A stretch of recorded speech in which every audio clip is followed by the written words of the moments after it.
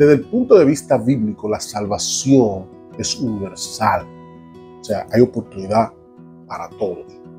Ese concepto, esa creencia de que Jesús vino a morir por un grupo de personas ya elegidos con anterioridad, no tiene un asidero bíblico estable. Creo que es una mala interpretación de la teología paulina, pero si tú vas directamente y te acercas a lo dicho por nuestro Señor Jesucristo, por las enseñanzas del Señor, tú vas a encontrar que de hecho comienza diciendo que de tal manera amó Dios al mundo que ha dado su unigénito Hijo para que todo aquel, ¿entiende el concepto?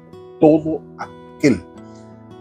Cuando el término dice todo aquel, no se está refiriendo a todo aquel que ya fue elegido de lengua, de tribu, de nación. Eso no es lo que dice el texto. Yo creo que eso es torcer el texto para ajustarlo a una escuela. Todo aquel es todo aquel. Si tú me preguntas a mí qué es todo aquel, yo te voy a decir todo aquel. Tú lo buscas en el diccionario, busca la terminología de todo aquel y te va a decir que es todo aquel. O sea, la salvación, el Señor la oferta para todo aquel que cree. ¿Quién se va a salvar? El texto lo dice, para que todo aquel que en Él cree. O sea, date cuenta que si dice todo aquel que en Él cree, tiene que haber una determinación del hombre a creer. ¿El libre albedrío existe? Claro que sí. Ahora bien, el hombre no tiene libre albedrío para despertar de su estado de caído y de su estado de pecado. Dios tiene que despertarlo. Hasta ese punto el hombre no tiene libre albedrío. Porque un muerto no puede levantarse por sí mismo. Alguien tiene que resucitarlo. Nosotros somos muertos en pecado. Entonces el Señor tiene que levantarlo.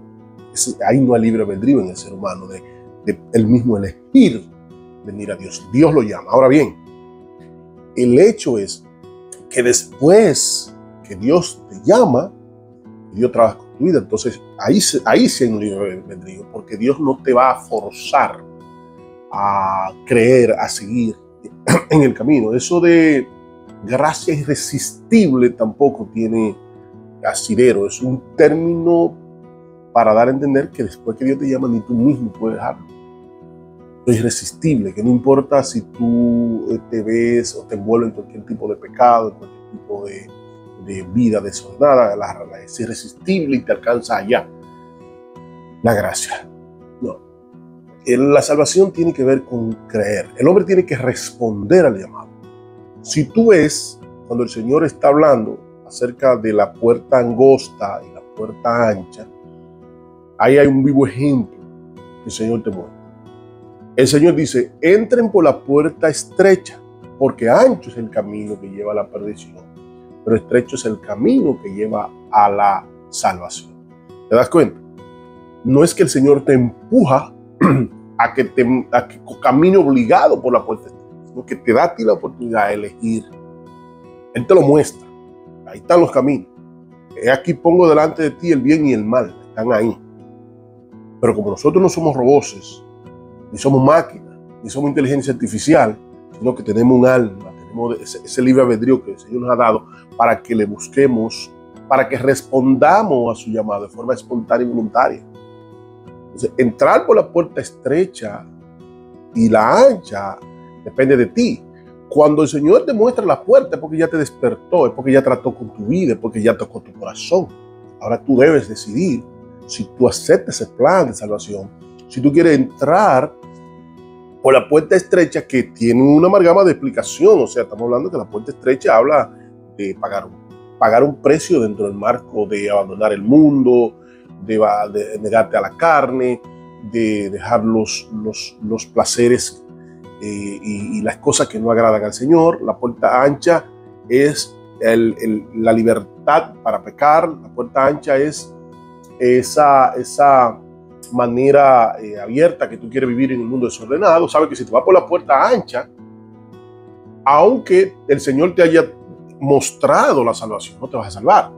Tú eliges por cuál puerta entrar, porque el hombre tiene libre albedrío de aceptar. O sea, no hay No existe una salvación incondicional.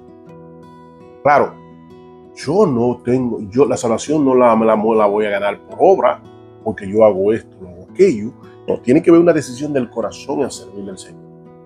No creo, si tú lees, si tú te dedicas a estudiar los evangelios y lo que el Señor enseñó sobre la salvación, tú te vas a dar cuenta que el Señor nos habla de que el que viene a mí, yo no lo rechazo, y no queréis venir a mí.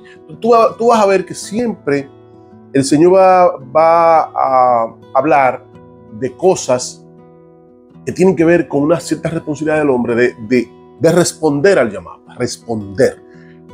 Y es muy importante que te digan, usted mismo no tiene la capacidad para salvarte por sí solo, pero tiene que responder al llamado. De manera que la salvación no se limita a un grupito exclusivo de personas, sino que la salvación es una oportunidad para todas las lenguas, tribus, todo el mundo, blanco, negro, amarillo, asiático, hispano, americano, para todo aquel, oye la palabra, para todo aquel que cree. Creer es una actitud voluntaria tuya, no es que a todo aquel que se esfuerza a creer, que Dios forza a que crean en Él, no, todo aquel que de manera voluntaria cree. ¿Tú crees en el Señor como Salvador de tu vida?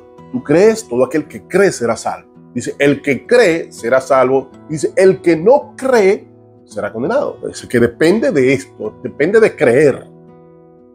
Depende de responder a ese llamado.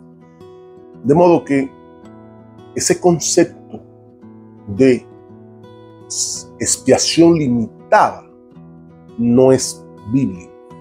Ahora, hay una terminología en toda la Biblia que ha sido muy complicada de entender, porque las personas han entendido que ha habido una elección discriminada del Señor, de que uno se va a salvar y otro no, porque Él es soberano.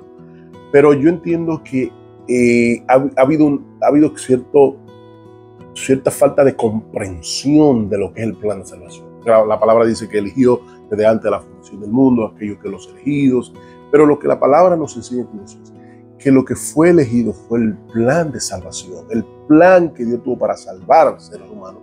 Sí lo eligieron, pero como Dios en su omnisciencia conoce quién responde, quién no, pues entonces habla ya concretamente ya Él sabe quiénes van a creer. Por eso Jesús dice, Padre, lo que tú me has dado nadie me lo puede quitar, tú me lo diste, porque ya el Señor como es Dios, que conoce el futuro y todas las cosas, ya Él sabe quién respondió, ya el Señor sabe de que tú vas a morir, ya el Señor sabe ya tú estás en la presencia del Señor adorando, porque es que el Señor vive un eterno presente.